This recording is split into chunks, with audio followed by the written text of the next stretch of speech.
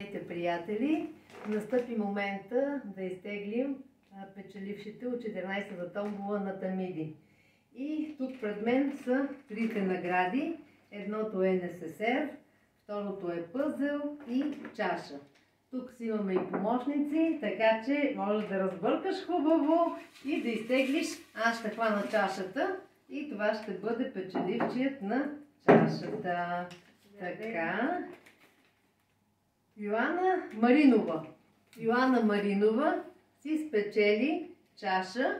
Разбира се, аз използвам сега тази чаша, се нарича огнени искри, но от всичко налично тя ще може да си избере чаша.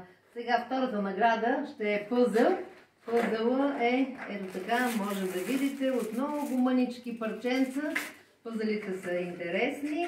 Имаме отново разнообразие, така че този, който ще си спечели пъзела, отново бъркаме и изтегляме едно листче. Така, благодаря. Роси Цоно. Снимачата на площадка. Да, Роси. Благодаря. Помага напоследък, асистира. Тя е нашия оператор. И абсолютно заслужено и както се вижда, без никаква чужда намеса. Благодаря. И сега НССР-а, който отново може да бъде по избор, отива при Валя Ташкова. Валя Ташкова се включи последните няколко дни, така че честито на печелившите за тези, които не успяха да спечелят. Този път съм се подготвила отрано. Искам да ви покажа подаръците за 15-та томбола, за която още от утре може да започнете да ми изпращате своите материали. Една възглавничка за мишка при работа с възглавничка за китка при работа с мишка.